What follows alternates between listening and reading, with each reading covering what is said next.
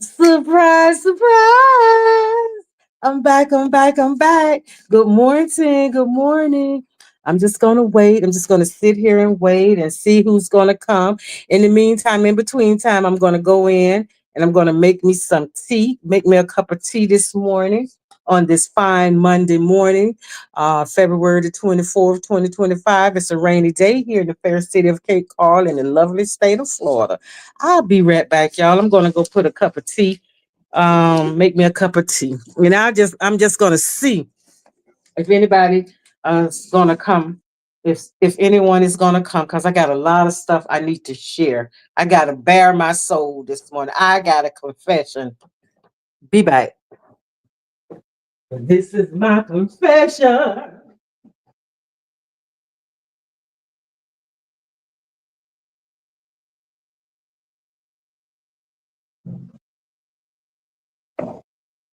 This is my confession.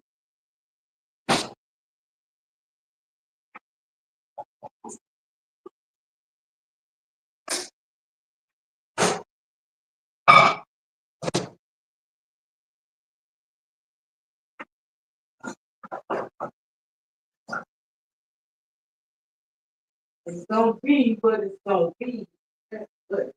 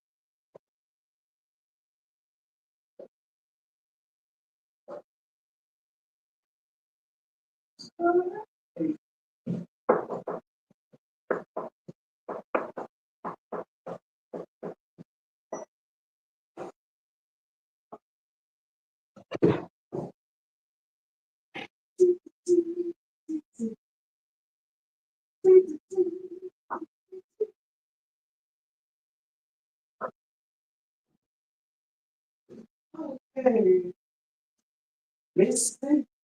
And I'm gonna be talking to myself this morning. Well, one or two are gathered, and my name. Ooh, look at here, look at here, look at here, look at here. Well, good morning. Well, hey, babe. Good morning. Church service was good yesterday, Cheryl. Well, thank you. Well, thank you. Good. Thank you. Good morning, y'all. I have some confessions that I need to make, and I have some revelations that I need to make as well. Well, thank you, Miss AKA. Thank you, girl. AKA, let me tell you something, girl. I had went to a function that the AKAs threw here, right? One of my friends, she, my friend, one of my friends' sisters, right? They always tell me that I'm their sister from another mom and daddy. And whenever the AKAs are having something, I'm always invited. So yesterday I was invited to this Black History program that the AKAs put on. And Sister Girl, let me tell you, it was amazing. The name of it was a journey through the motherland in music.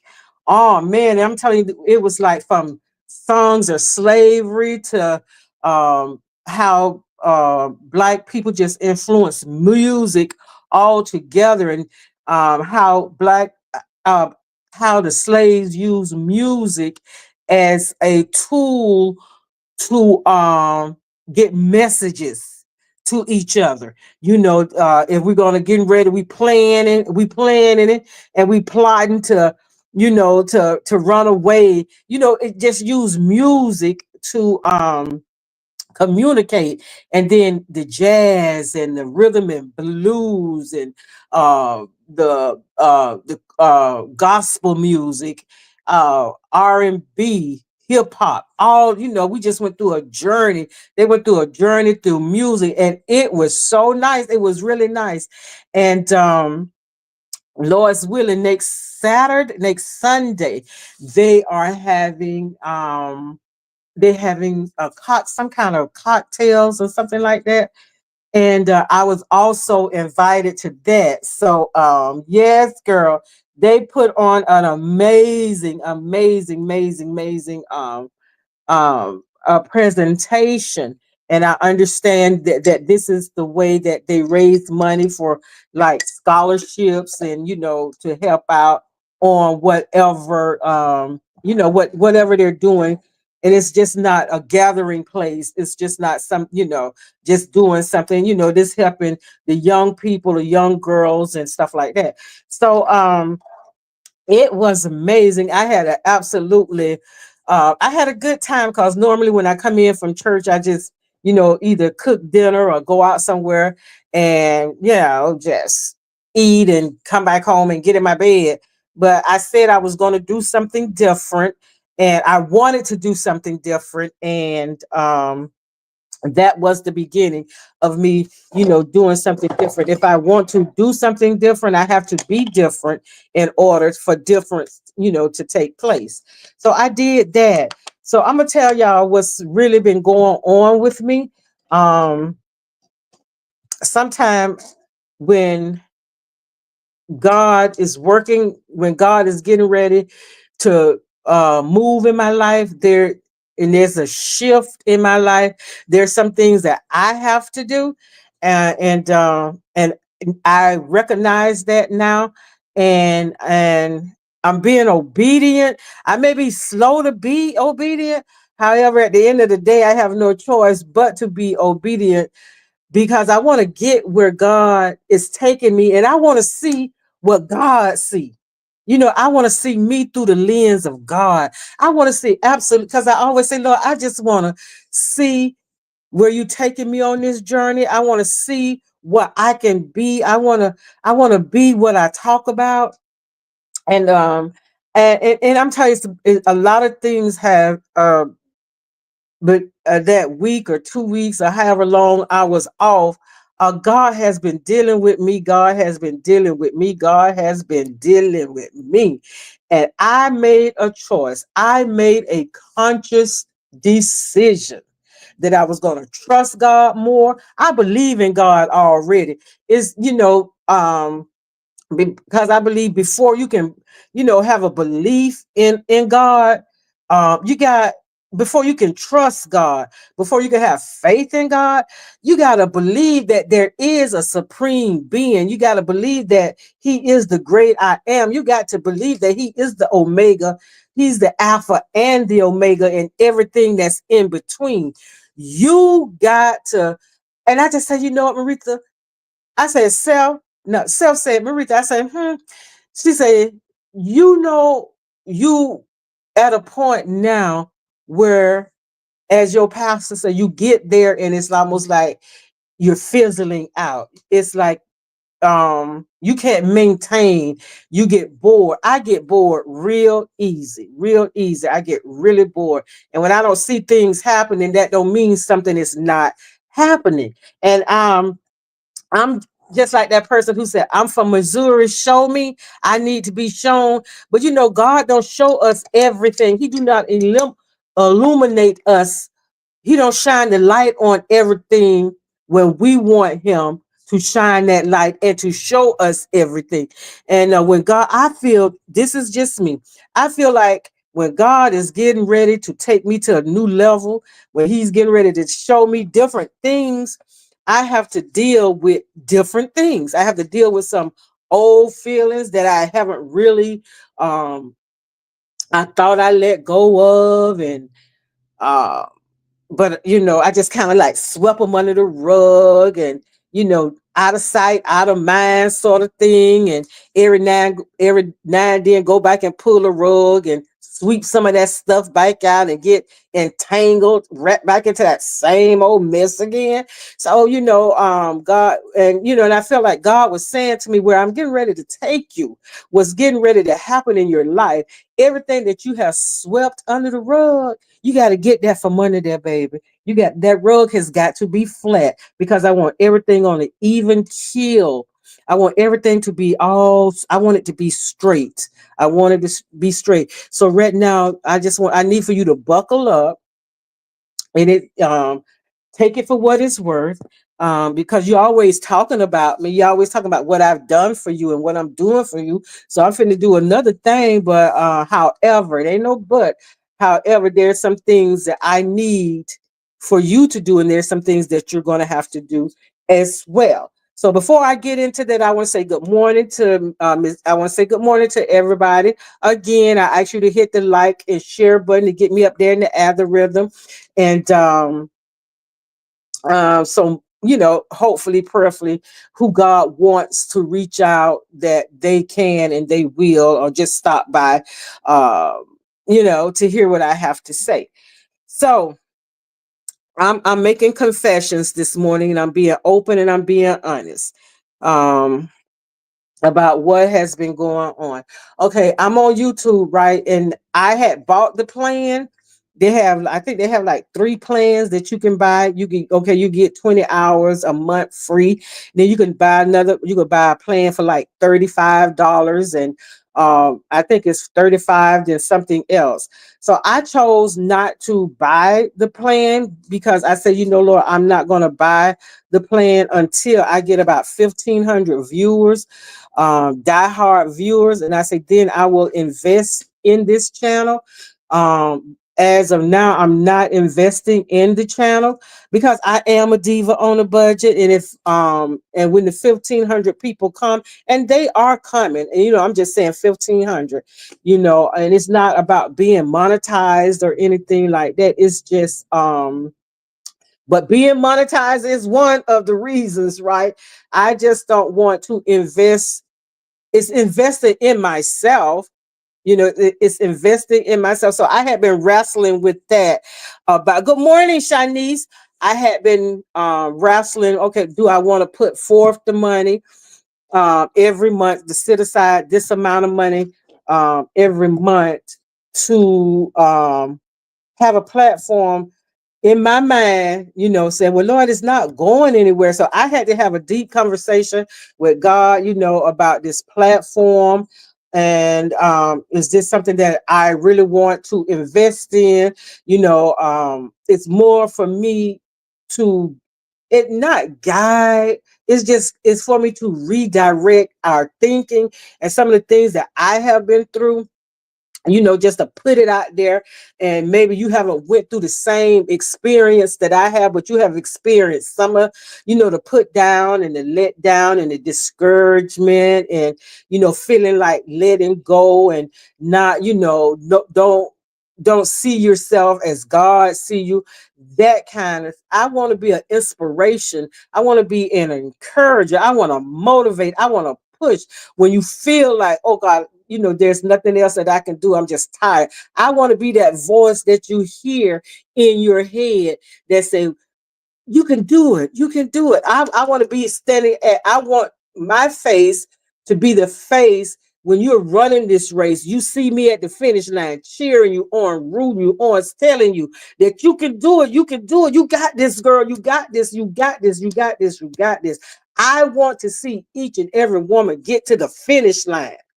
And then I want you to help somebody else get to that finish line as well. So I didn't, then I said, well, it's invested, I had this conversation with God. Yeah, I said it's invested in myself, but I said I just don't want to do it when it, and I'm seeing like, the people just leave and they not coming, somebody will subscribe and then two other people will leave or three other people leave.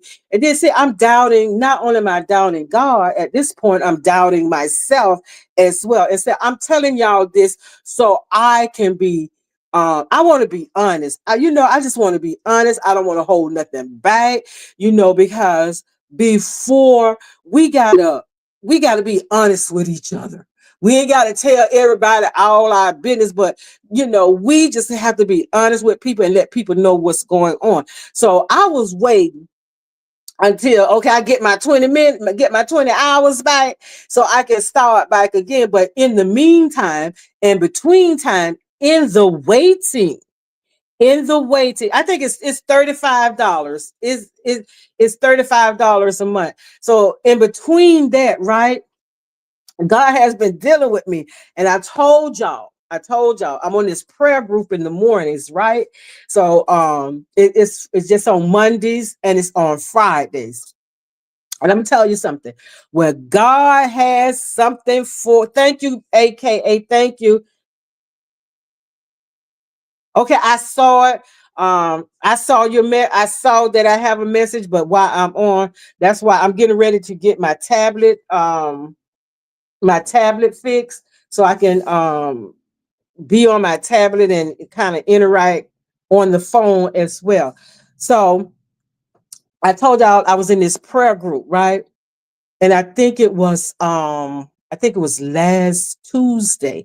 We did not have a prayer meeting Monday, but we had one Tuesday.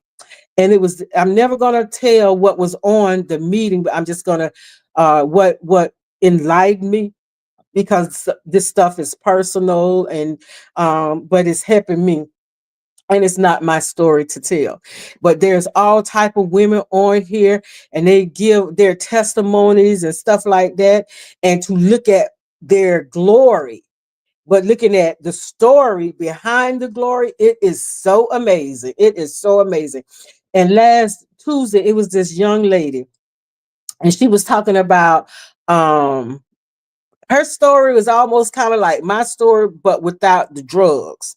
And this lady inspired me so much. This lady put a bug in my ear and she put a spark under my behind. And but she used the word. She used one word. And in that, using that word, it awakened something in me, y'all, that I had been holding on to, and I wanted to continue to hold on to it. And it just it just overtook me. And the word was surrender. She said, when I surrendered, and right now I can feel the stirring in my heart right now. I can feel that stirring in my heart, even though I'm talking about it. So that Tuesday morning, and I was listening so intently to her. And um um and after she spoke, and I said, there's some things that God is dealing with me about, and some things that God wanted me to let go of, that I'm holding on to. I was so holding on to it so close. And I always say, when you got bald fists like this, nothing can penetrate this. Nothing can penetrate this. But when you open your hands, that means you're releasing. You're releasing. So you're releasing. Now you are able to release and receive. So I was just thinking about that. I was just thinking about that. I mean, I have been thinking about that, y'all. So I had a dentist appointment later on that morning. So I went to the dentist, right? So I'm thinking now, okay, my cast for my upper partials, um, they I guess the manufacturer or the lab, okay, the lab sent them back because they were something happened with them. So I have a black dentist, right? And I think she is so particular and about things, right? So I had to go back in and get recast again. So I went back and I got sat in the chair. And the lady put all this gook and stuck that thing back up in my mouth. And it made me gag, and it just gave me such an unsettling feeling. It just made me feel bad. So the next Okay, she took it in. She said, "Well, let me go and show this to the doctor to see if it's okay, and we can send it out." So she come back. Oh, Miss Gray, we're gonna have to do it again. So they had to do it 3 times, and after that third time, it was like a white coating all over my tongue, right? And so I started feeling bad, and and like in the pit of my stomach, I just started feeling really bad. And I had some shopping to do that day. Y'all don't tell nobody, but I went in Walmart and I did some shopping, and I came back home, and usually after doing shopping, I would stop by Publix to pick up me a sub or something like that. And I couldn't even stop at Publix to pick up me a sub to eat. All I wanted to do was just come home and get in bed. So that's what I did. I came home, and I think I washed my fruit, and I just started eating some grapes and maybe 2 strawberries and some cherries, and I got in bed because I just wasn't feeling good. I wasn't feeling good for last week. I didn't sleep good. I wasn't sleeping good. I wasn't feeling good at all. I didn't go to the gym. I just didn't have the energy to do anything. But I kept thinking about what this young lady was saying about surrendering. So y'all, God had put on my heart that it was time. Thank you so much. God had put on my heart that I had to surrender. And I was talking to Mildred, and I was telling Mildred because she missed the meeting, and I was telling her about the meeting and about this young lady, and when she was saying about surrendering, and I after she had spoke, I spoke, and and I said, God want all of me. He don't want part of me, and I just been giving God just part of me and not all of me. And so after that, y'all, it took me a minute. It took me a little while. I had to convince myself, and I had to, when it's time for us to give up something that we don't want to give up, we want to hold on to it with the hopes and that it might work out. It's going to get better. And we're just holding on to something that God done told us to let go of. And God sometimes will leave you to your own demise, and you praying to God for this thing to work out. And God done say, look, I done told you it ain't going to work. So quit asking me. It's just like you asking your mom when you was growing up, Mom, but everybody going, why I can't go? I want to go. I want to go. So your mom said, okay, I'm going to let you go ahead. Go ahead. And I'm going to even give you the money to go, and I'm going to take you where it is that you need to go. So, and then you get there because you want to follow behind your friends and stuff like that. And when you get there, your friends doing something that's not conducive to what you have been taught. And you want to now you're in a situation. Do I do it because all my friends doing it, or do I not doing it? And if I don't do it, then I'm not going to have friends because everybody is doing it, right? So God still told me no. God still told me no. And he said, sooner or later, you gonna get it. So what I had to do, y'all, I like the page name, Morning Conversations with Maritha. Topics has been good. Some music, a table with flowers and coffee, and a picture of you, and just keep doing the Lord's work. Well, thank you, Cheryl. Thank you so much. Good morning. I missed you and glad you're back. Thank you, thank you, thank you. Yes, Cheryl. I was missing the conversation. Well, y'all, I'm going to do the best that I can to be present. So after not feeling good, pretty much being in bed, couldn't even get up and make no breath. When I got up and I was trying to make myself do things. And I feel like when you get up in the morning and you make up your bed, for me, when I get up in the morning and I make my bed, that means my day is going to be structured. I have to have structure, and there has to be an order in my life because that's the way I was raised, with structure. So, and it has helped me in making my bed in the morning, getting up, washing my face, brushing my teeth, and get my bed made. And I feel like when my bed is made, all is well. I can't explain it, but that's just me. So I had to make a phone call, y'all, that I was dreading. I was dreading because I wanted to hold on. I wanted to hold on because I just wanted it to I just wanted it to work out. I just wanted it to be. And so God said, no. God said, no, it's not going to work out. That's not what I have for you. So on Wednesday, last Wednesday, y'all. Good morning, Mildred. Oh, you driving? Oh, you got beauty this morning, right? Okay, be safe. Um, so y'all, I had to make a phone call. I had to I had to break up with my past, y'all. I had to break up with my past. I had to walk away from my past. Um, and it wasn't hard, but it wasn't easy either. However, it was a must. It was something that I had to do. I have been um what I thought was in love. And I'm gonna keep it real. I'm gonna keep it a buck with you. I have been in love with a man for 30. My daughter is 37. So I have been in love with a man for 35 36 years. And being in love with this man, I think he was the only man that I have really, really loved. I really, really loved him. And I held on him by any means necessary, sort of kind of thing like that. And I knew what type of man he was when I got into the relationship, but it was just something about this man. Um, we laughed, we talked. And I mean, we had real serious conversations. We talked about his other women. I told him how to handle his other women. And he went to I went to prison. He went to prison. I went to jail. He went to jail. Um, and um, and whenever I went to Tampa, he was my go-to.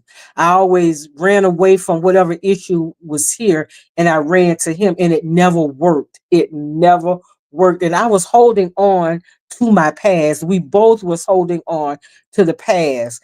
And I had, continually for like maybe the last 10 years, um, when I was working, I would schedule weekends, at least one weekend out of the month to be with this man. I didn't care, he got married. I didn't care, he was my man. In my mind, I was always going, and that's what she said, in my mind, I'm always going to be your baby. You're going to be my baby. I'm going to be your baby. Or what?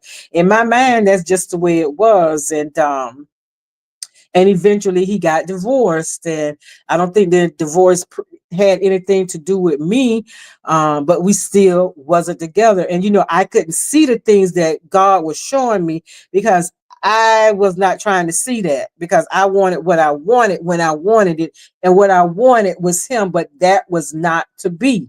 That was not to be. And me and this man did some nasty things together, some real nasty things together. And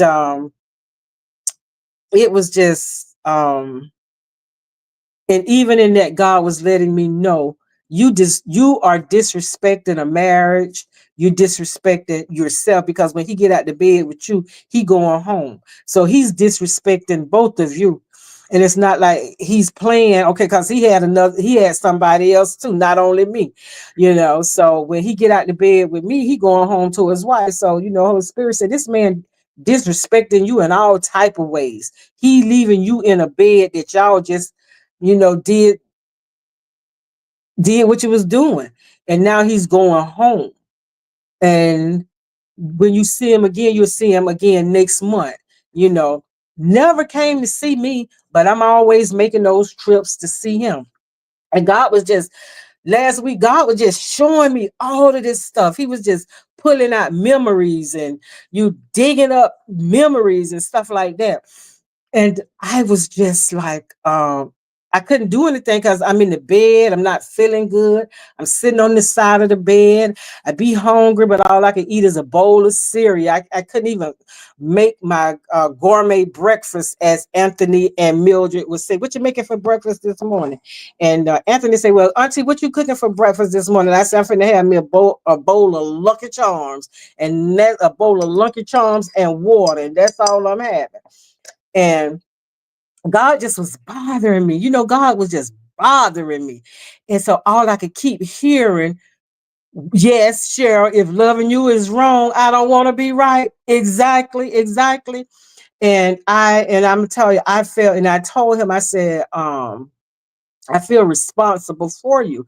I don't know why I felt responsible, but in my heart, I felt responsible because he was out there in that world. He was a pharmaceutical salesperson. If you know what I'm saying, then you know what I'm saying. He was a drug dealer.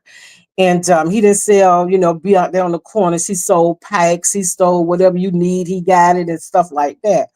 And I felt responsible. The backstory is we lived together, and it was one night, and usually because all his people would say she's so mean. I don't even like, when I go to her house. One thing about it, when I go there, if he sleep or if he ain't, they knew not to come when he's not there because they know his hours of business. And so it was one night, because I knew this guy. He asked, was he home? And I said, yeah, but he's asleep. And I would usually never wake him up. I would never wake him up. But that night, for some reason, I woke him up. I woke him up that night. And when I woke him, and they went outside and they were talking. And so he said, "Babe, I'll be right back." So I said, okay. So I waited and I waited and I waited and I waited and I waited. The guy who came sit him up that night to get arrested, to get busted. So he got busted. So, and the guy also set my house up to be home invaded. And but it never happened. That night, his sister called and told me that, he was locked up. So I knew where he had some stuff hid. And I knew whenever he got in trouble, he had sneakers. He had a boatload of sneakers, and I know the color. Everything was color coded, so I knew what color sneakers that the money was in for such a time as this. But I felt responsible because that night was the downfall. Was a spiral. He started spiraling, going back to jail. He kept going back to jail after that. So eventually, he went to jail. The last time he went to jail, and while he was in jail, I just say, well, I'm just gonna mess around, ain't nothing gonna happen. So when he get out of jail, everything gonna be right the same way that it used to be. But this time when he got out of jail, I got pregnant. And when he found out I was pregnant, I got gone. I left and I came back, to Lee County. But we still was involved. We still, I just couldn't, let him go. So eventually he went to prison. He went to federal. He went to federal prison. And he went to jail. No, he didn't go to feds. He went to prison. And he got a life sentence. Because he was a habitual. He got a life sentence. And while he was in jail, he tried to call. He did call, but at some point I stopped accepting the calls. Um, I had a life. You in jail. I ain't got time for that. You in jail, and I know if you calling me and texting me, and you in jail, you calling me. So I know in jail because I done been there in prison. I know I'm gonna tell you what I want you to hear. Then I'm gonna tell this nigga over here what I want him to know, and I'm gonna tell this one over here. See, to keep that money flowing, to keep these conversations going. And so I decided to drop out the race. And when I decided to drop out the race, he's in prison. I'm raising my children. I'm going on with my life. And when he got out, I moved from where I was living into projects, and I moved into an apartment my daughter had, but she wanted to go to she wanted to move to Fort Lauderdale. So she said, "Ma, since you're gonna be here keeping Jordan, I'm gonna pay the rent while you're here." And so I moved. So when he got out of jail, he came looking for me. I didn't know that, but he had friends that was from where I live, and they showed him where I live, but I no longer live there anymore. So I felt responsible. For me, I just felt responsible for him. So hearing that young lady just keep saying the word about surrender, surrender, surrender. And I was saying, I've been wanting to do it, but I don't want to do it. I've been wanting to do it. I need to do it, but I don't want to do it because it's a possible chance that we gonna be together. We gonna be together. It's a possibility that we're gonna be together. And I just kept holding on to that, holding on to that. But that one word just kept bothering me all last week.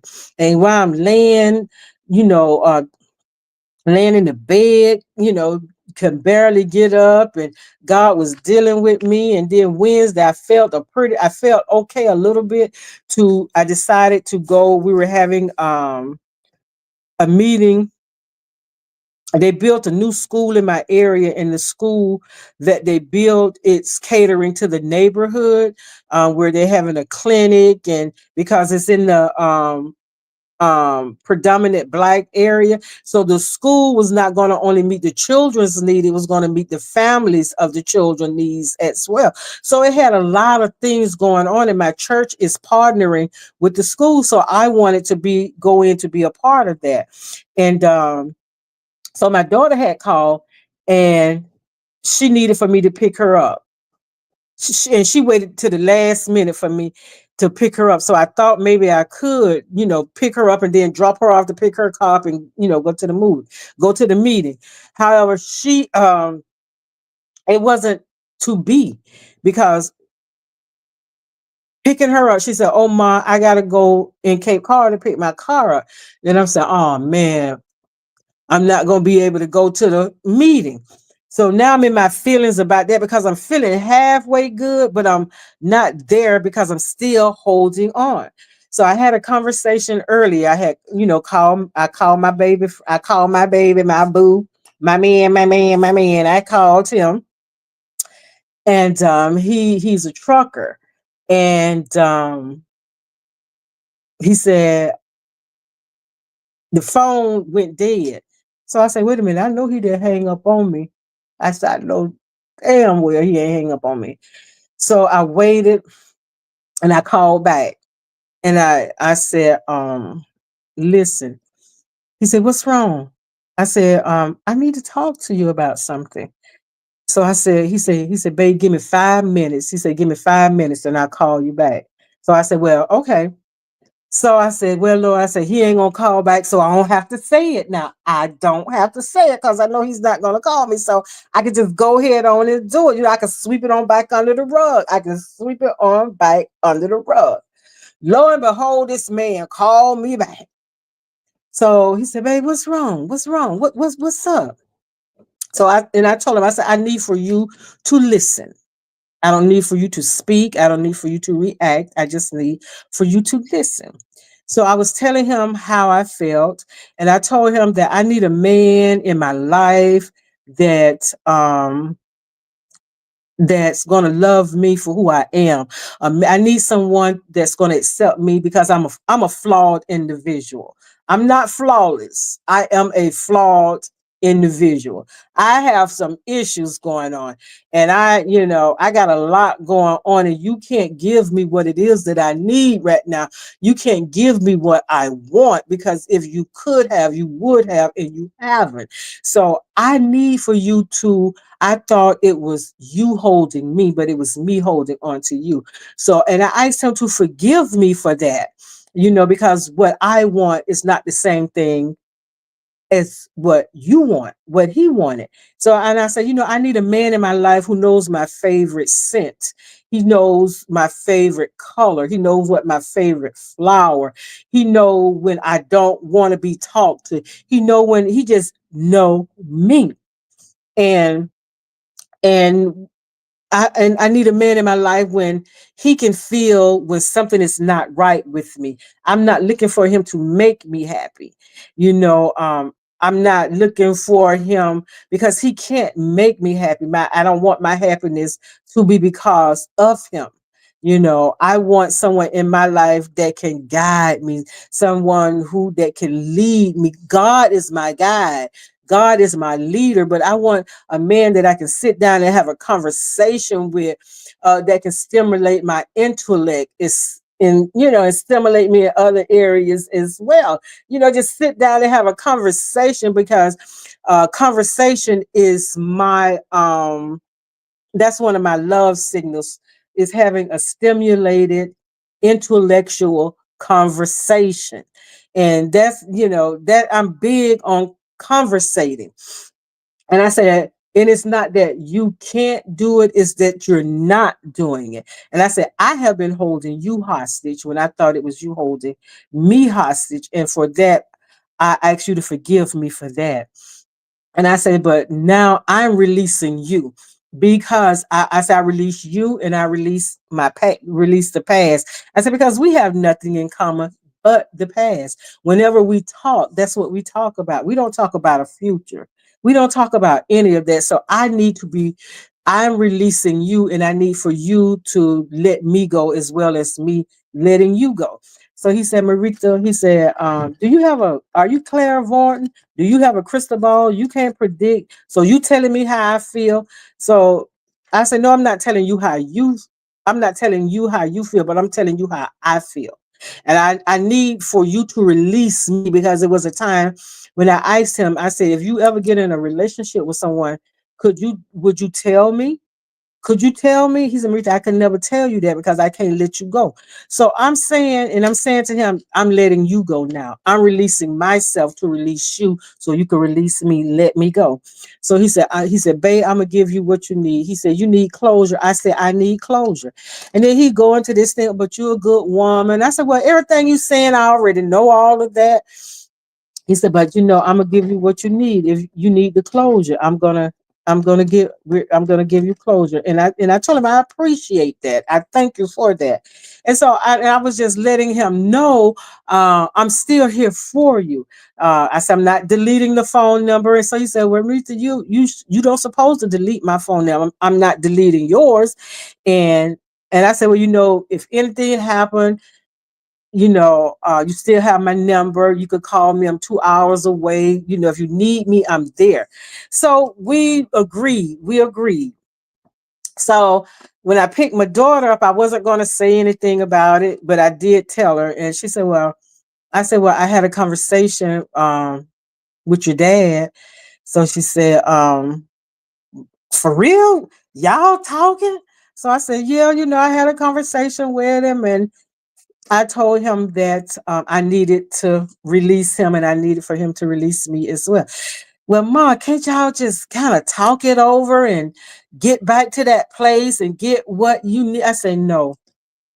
And I said, I want somebody that's gonna love me more than I love them, that I can reach the depth of the love that they have for me. I can reach that for them. I said, I don't want to be in love with somebody that my feeling is not being, I don't feel like my feelings are being, you know, don't feel the same way about me. So she and I talked about it for a while. She said, well, Ma, I get it. I get it. So I said, well, I appreciate you getting it. And she said, but Ma, you could be so hard sometimes. And I'd be saying, no, I'm looking out for me. And I'm saying I don't want anything to disturb my peace. You know, I fought to have this peace and it was just messing me up. It was just messing me up where I couldn't get into I have met men.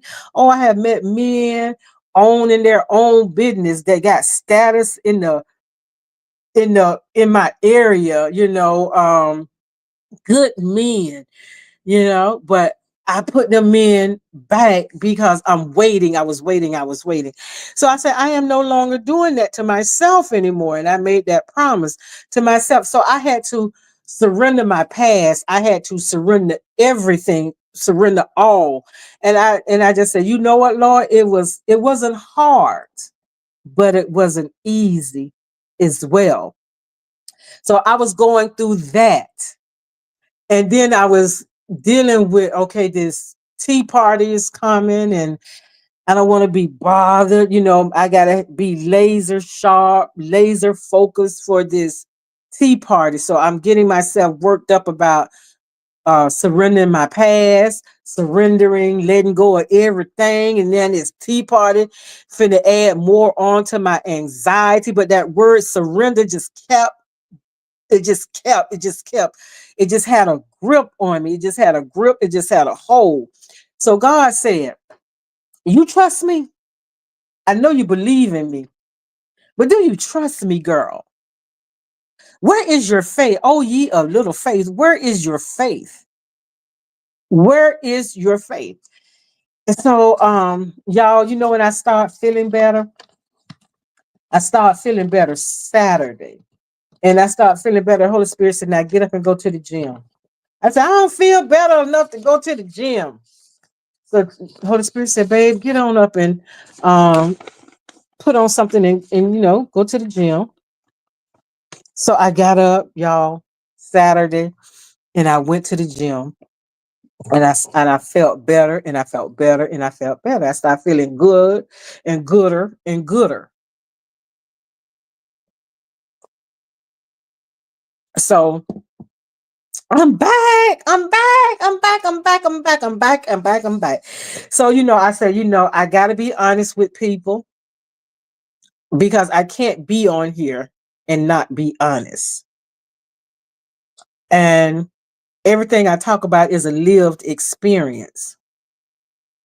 So I have to be honest. I have to be open. I have to be raw. I have to lay myself open. I have to be butt naked when I'm talking. When I say butt naked is a figure of speech, I have to be exposed because if I'm not exposing myself, then I can't help somebody else that's going through something. And the letting go wasn't hard, but it wasn't easy either. However, it was necessary for me to get to where it is that God wanted me to be. So yesterday, Pastor were preaching. The subject was, do you know? No, it was what you know. And it was coming from Luke. And it was telling about Jairus. The story is about Jairus. And what is the story starts off with the lepers, the 10 lepers, and um then it gets to Jairus about his daughter. But that one, even in that story about Jairus and his daughter, that woman with the issue of blood, that 12-year issue. And Pastor was saying, we all have issues. Right now, somebody got an issue. They don't even know what they're going to do about it. They don't know what they're going to do. They don't even know how they're going to do it, but there's an issue there. But what do you know? What do you know? What do you know? All I know, and even this morning on the prayer line, we were talking, talking about this situation. And the lady that had the issue of blood, she pressed her way. And if you know that story, then you know that story. Um, and I started looking at that story different because, see, she had that issue for 12 years, bleeding for 12 years. Life is drained because blood is life, you know. And she had been bleeding for 12 years, and she was a rich, the way the Bible said, the way the Bible set it up, like this lady was a woman of means that she could go to any doctor, any specialist that she wanted to. And apparently she had went to all the doctors, all the specialists, and all of that, and nothing happened, nothing worked. But she heard about this man named Jesus that was coming to town that can heal everybody, anybody of anything and all things, right? So she said, I got to press my way. I got to meet this. She said, she didn't say, I want to talk to him. She just said, she got to go get healed. And when you're going through a situation, when you got issues, it's the pressing, but it's the believing that the person that you're going through, that ain't but one person that can help you when you're going through an issue or a situation or what we even perceive to be a problem. We could tell our mama, we could tell our daddy, we could tell our sister, our brother, our auntie, our cousin, our bestest friend. We could go to the pastor. We could go to everybody. However, until you go to King Jesus, until you go to God in prayer with it and be obedient, surrender that problem over to God. Surrender that person, that child, that husband. Surrender all that over to God until we be able to do that, to go to God in prayer. Before we go to anybody else, go to God in prayer and keep on praying to God. Surrender that person over, surrender that issue, because surrender that situation. And sometimes we have to surrender ourselves because we could think we be in a position, we are in a place, we are in good standing, and something as simple as letting go of your past can come and knock you off your feet.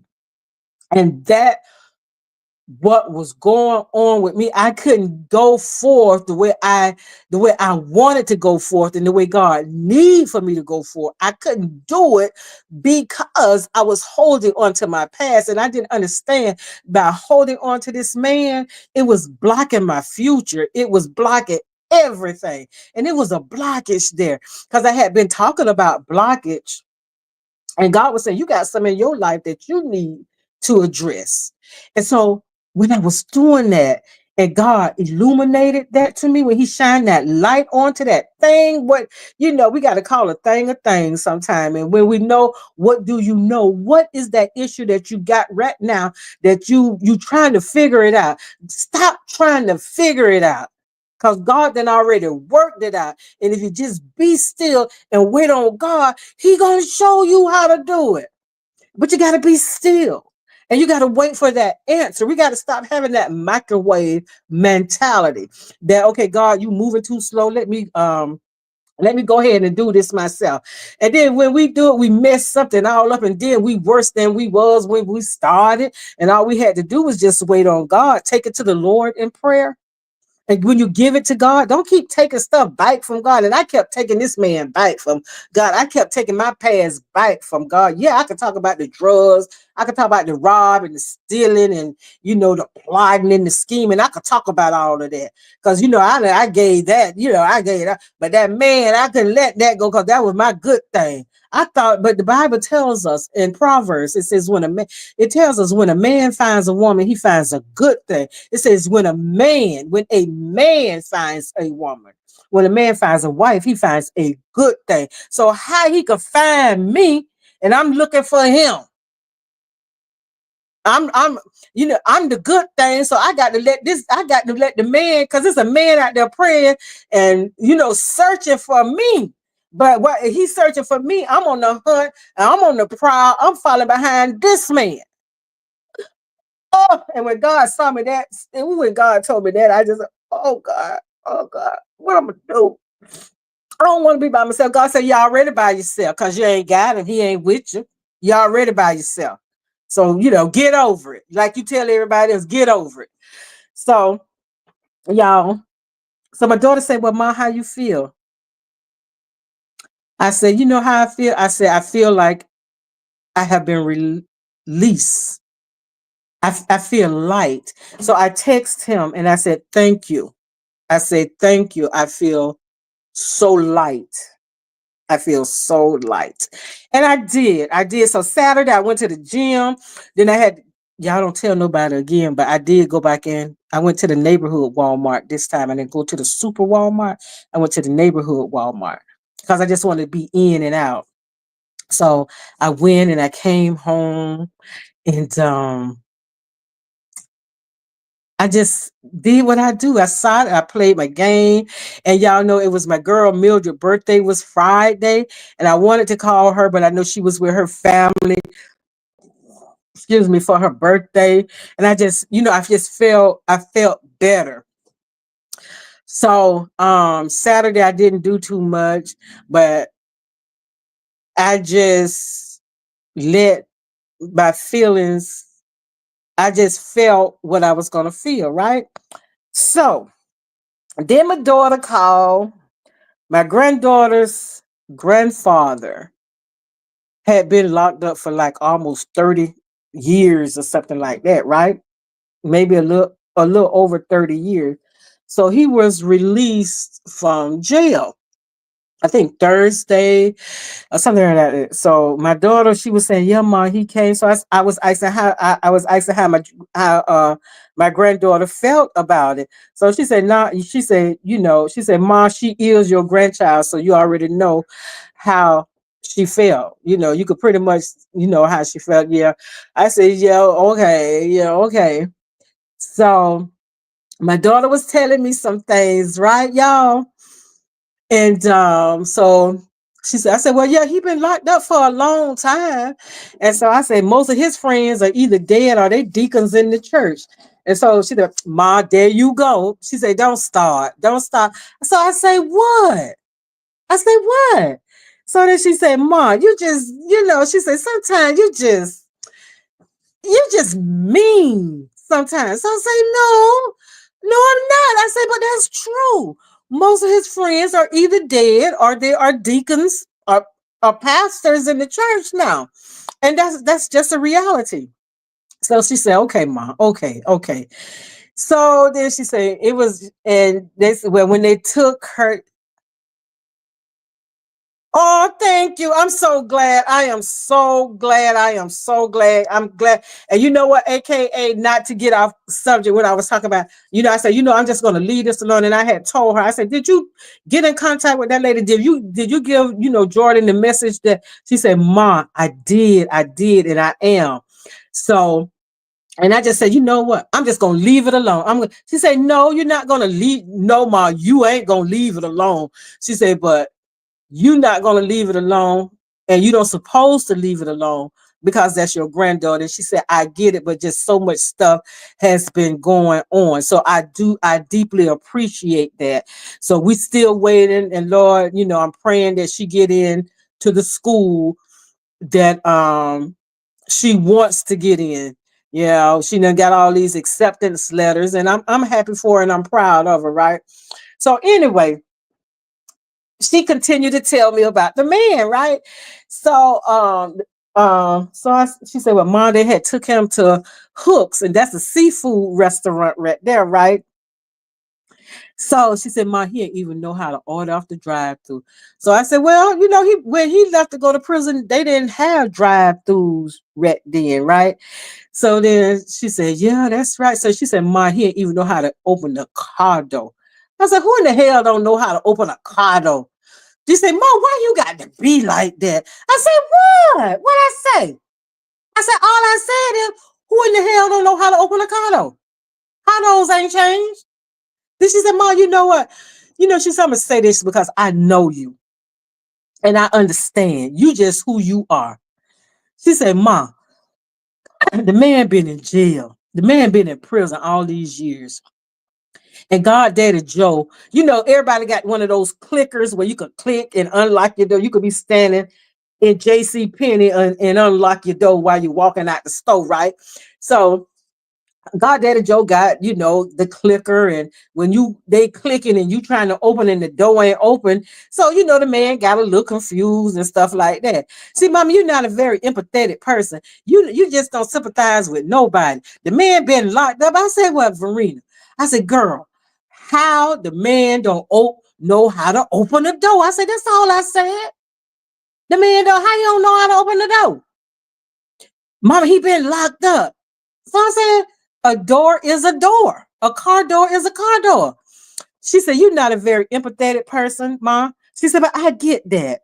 See, everybody can't get over things like you get over, Mom. Everybody don't feel like you feel about a situation, Mom." And then I said, "You know what? I see where this is getting ready to go. So I'ma hang up." So we hung up on each other at the same time, y'all. So in my spirit, it was just stirring because now I'm pissed. I'm pissed now. And so I called her back and I said, "Look, I'm sick of you telling me that I'm not a very empathetic person." I said, I'm a empathetic, I'm a sympathetic, and I'm a very compassionate person." I said, "But when I say get over something, I mean get over it. What you gonna dwell on it for? What you gonna hold on to it for? You're holding on something. I can empathize with a situation. I can sympathize with a situation, and I could be very compassionate in a situation. But I'm not going to allow nobody to hold me hostage complaining about the same thing over and over. And I'm hearing the same thing over and over. And at some point, I got to tell you to get over it. Everybody can't get over something in 72 hours. Like I said, of course not. This man been locked up. Yeah, he got to learn how to order off a menu in drive-through. Okay, I get it. Okay, the cars done changed now that you don't need the key to unlock the door. You could just click it. I said, I get all of that. I'm not a very person that, I don't. I'm a very sympathetic person. But I'm a person that don't hold some nonsense, and I don't like nonsense. And I said, I'm getting very tired of you telling me that, that's almost like saying, I'm a mean person. I'm not a mean person. So you need to change your word and your verbiage when you be saying stuff to me. Well, all I'm saying is I'm sorry that I said that, but all I'm saying is you could just be a little more sympathetic. You could be a little bit. I said, well, I'm gonna work on that. I'm gonna work on that just for you. I'm gonna work on it just for you. So that. So and then in church yesterday, I don't like to be called up to the altar. I don't like that. I'll pray for you. You say you need prayer. I'll pray for you one on one. But yesterday, the pastor called me up to pray for this not only me, but another, a circle of women of all ages to pray for this young lady that's coming back to the church. And, so, yeah, I don't like that. So I sat there for a little while, and one of the elders said, he's talking to you. He's telling you. He's calling you. And I'm looking, oh man, I don't want to go up there. I don't want to go up there. But you have to be obedient. You have to be obedient. So I wanted to be open with you guys about what was going on with me. And I don't know if you can. I don't know how to post these, but I'm gonna take a picture of these Tea Party tickets. I think the peak one it's the Queen and Duchess Tea Party, and the name of it is the theme of it this year is patience and what? Patience and persistence. So yeah. So the tickets for the tickets for the Duchess is $15. I'm gonna take a picture and put it on my community so you can see the tickets a little bit more better. And the tickets for the Queens are $35. And I gotta get the orders out for our decorations this week. Get in contact, get me start meeting up with the late with lady and the lady who is helping me with the decorations. But yeah, so I don't know. I know most of you guys are probably out and about and stuff far away. But if you like to donate or buy a ticket for someone, or just buy a ticket and donate it, and I can for a young person or older person, I can give them a ticket. So they can attend this tea party. And I always say closed mouths don't get fed, right? So when I got my tickets yesterday, I said I see one of the men walking out the church, right? I said, you know what? I got 7 tickets because I just said 7. I just give me 7. Give me 2 Duchess and 5 Queens because pretty much, yeah. So I saw him. So I said, Tony, come here. Let me holler at you, player. So he said, what, girl? He said, what you want? I said, buy a ticket for the tea party. How much they cost? I said, it's $35 for a queen and 15 for a duchess. I said, you could pay for either one. It really don't matter which one. So he said, um, he went in his wallet, and so I said, he gave me $30. I said, no, they $35. He said, Maritha, you still gonna get that money. And yeah, and is. So he gave me money for a ticket, right? So I called my daughter and I said, I asked Jordan if she's still gonna go to the tea party because that was me and her thing when the tea party first started. So she told me, she said, Nana, this is gonna be me and your thing. And she said, and she told me last year, she said, even when I go to college, she said, even when I go to college, I'm coming back home because this is gonna always be what me and you do. She said, but when I go to college, she said, but we're gonna have to add Kennedy into this also. So now I got to groom my other granddaughter. She went to one. She didn't go last year because she was sick.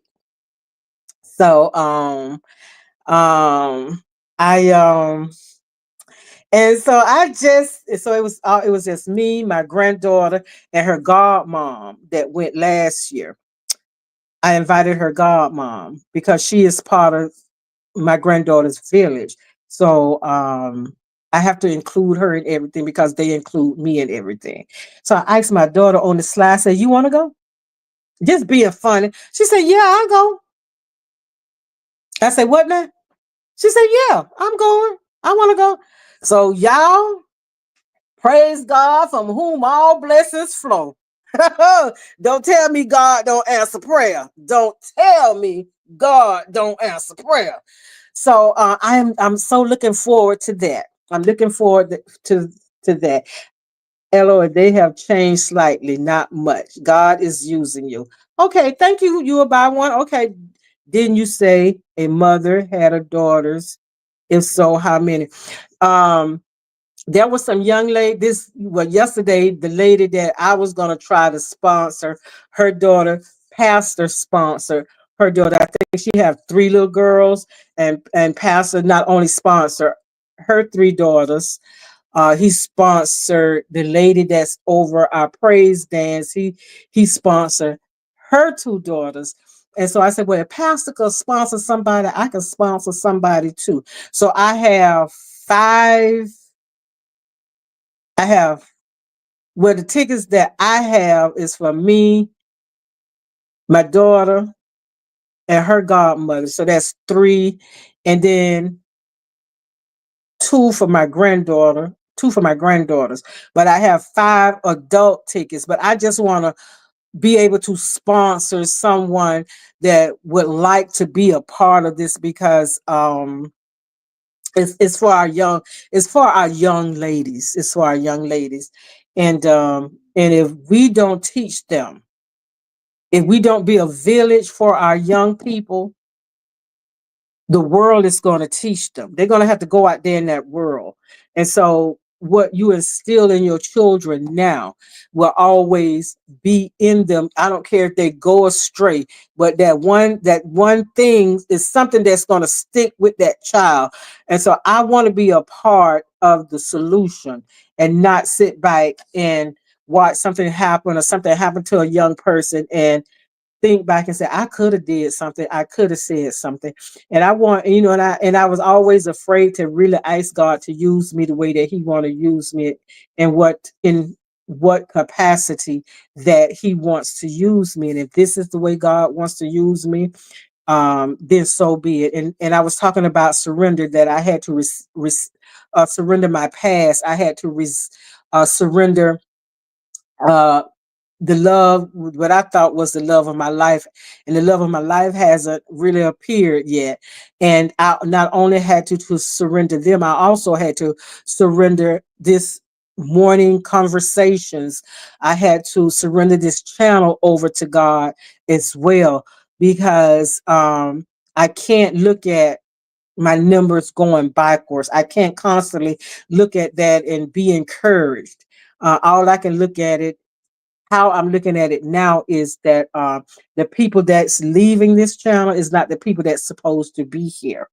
And the ones that supposed to be, God is redirecting them to here. And I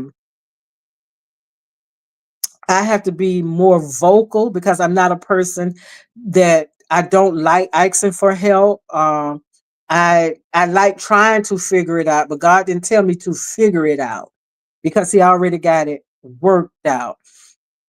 So I surrender this channel over to God, and it's going to be whatever it is that God ordained it from the predestined it to be. That's exactly what it's going to be. So y'all, I'm here. I'm here, and I'm doing the best that I can. I'm going to be open with you. I'm going to be honest with you, and whenever you reach out to me, I'm going to answer. I'm going to answer, and we are going to petition. If we have to petition God together, we're going to do it collectively, and we're going to do it individually. I want this to be a village for all people, all women, whatever your issue with me, whatever your issues in life. I want you to be able to say, you know what, let me call my sister. We're going to take this to the Lord in prayer. um I want us to be women of faith, so we can have that amazing freedom in God. Because when you release something, when you open your hands to release something, you're opening your hand also to receive something, to receive something. So, y'all, I'm just doing the best that I can with what I have. And yeah, yeah. I'm here, and I'm gonna be here. I'm gonna continually be here to do what it is that God has already predestined me to do. I can't run away from it, because just like not even being on here, God, when I'm not on here, it's just not because I don't want to be. It was a money thing with me, really. And now I had to figure out, I was trying to figure out. And so God said, you ain't got to figure it out. I got it worked out. And I had been paying for a trainer monthly, and my 6 months was over, and I said, you know what, this trainer has trained me, so I know how to work on the equipment properly. So now that has slashed where I don't have to now. So I said, well, Lord, I could use some of that, to pay for this. And I said, if I don't invest in me, if I don't believe in me, who's going to believe in me? So I'm going to write the vision, and I'm going to make it plain. I'm going to make it plain, and I'm going to petition God, and I'm going to pray over it, and it's going to be better than all right, because God got it. So whatever you're doing throughout today, whatever issue that you're holding on, whatever situation that's pressing you down, whatever burden, a heavy load that you're carrying, if you're going to believe in God, you got to trust him. You got to have faith that he say he's going to do what it is that he say he's going to do. You got to take his word at it. You got to open up that book, and you got to read what God says about a problem, about a situation. Call on God. Let God be what you need for him to be. Jehovah Jireh, my provider. Jehovah Nisi, my Prince of Peace. If you need a healing, whatever it is that you need, let God be what it is that you need. And take it before you bring it to anybody else. Take it to the Lord in prayer. Release it. Surrender it over to God. And then when you release it and surrender it over to God, believe that God is going to do what you is asking God to do. And just wait. Be of good courage and wait. And wait, I say, on the Lord. So in the meantime, in between time, um, we're gonna surrender that thing over to God. And we're gonna do what it is that we need to do. And we're gonna wait, we're gonna be still and wait on God. We ain't gonna get in front of God. And we're gonna let God do what he do, and do it the way he do it. And we're gonna be so appreciative in what God has done. And then you're going to have to run and tell somebody about the goodness of God and all the things that he's done for you. If it wasn't for the mercy and grace of God, if it was not for the mercy and grace of God, where would I be? Where would I be? So in the meantime, in between time, whenever you see me in these YouTube streets, holler at me. I'll holler back. But if you need me, you know what to do. DM me. I'll get you back. I got you, you got me, and we're gonna pray for each other. So y'all in a lot of pain, but it is what it is. I'm not gonna complain. I think about the people in the hospital. I praise God that I can get up and walk. even through the pain. Praise God from whom all blessings flow. It ain't that God don't know. He already knows. Cheryl, I want you to have the best day ever. AKA, I want you to have the best day ever. Shirley, divorce finally, girl. I want you to have the best day ever. I'm praying for you and you pray for me as well. So, yes, ma'am, I'm doing good. Have a good day no matter what and smile. That's right. So, I'm going to say, peace out, deuces, and I holler. And when I holler, y'all holler back. Bye.